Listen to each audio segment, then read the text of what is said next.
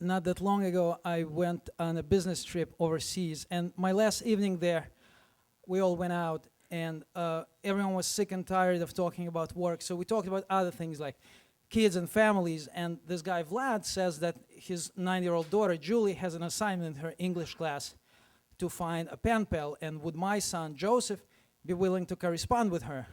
And I said, sure, because of course he would. I come home, back to New York, and Joseph says no. And he wouldn't say why.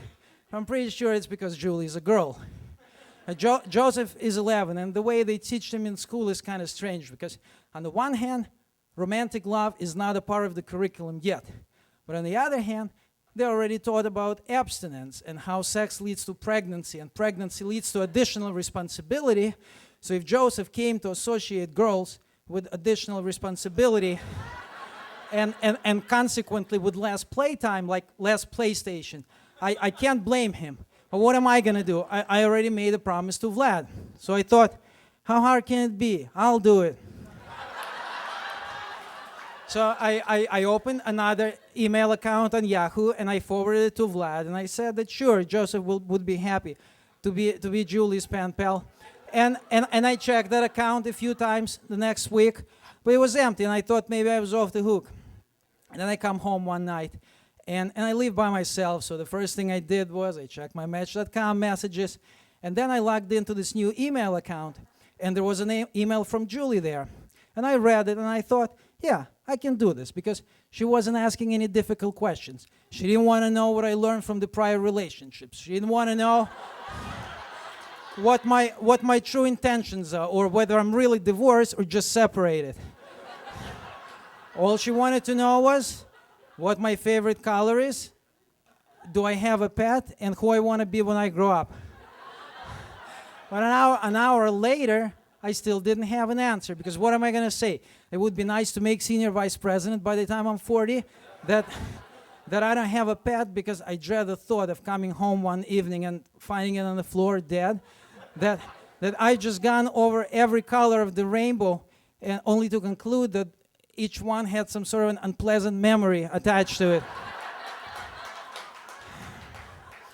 It was hard to concentrate. It was late. I wasn't completely sober, and the Match.com screen was blinking because somebody without a photo wanted to chat. But I try to remember how I would have answered Julie's questions years ago.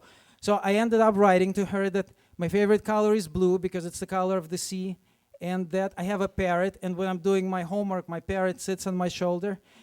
And when I grow up, I want to be sea captain, and my parrot and I will sail around the world. And the next morning, I woke up and I turned on the computer, and even before I checked my Match.com messages, I went to this mailbox, and there was an email there.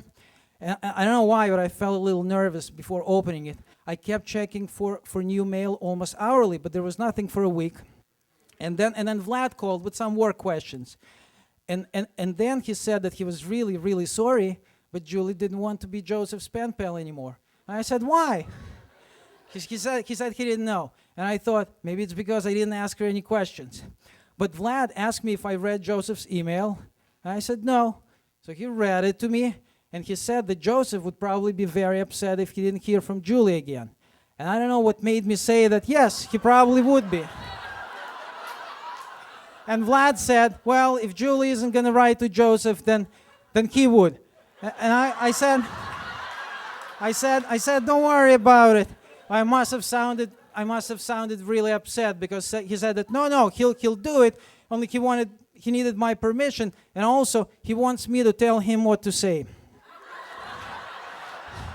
So I told him I'd think about it. A week later, he came. He called to remind me, and I was in the middle of something, and I looked at this postcard from Florida that I have in my cubicle, and I said, well, how's this? Dear Joseph, my favorite color is also blue, and my favorite animal is the dolphin, and when I grow up, I want to be a scientist and live on a deserted island all by myself and study dolphins.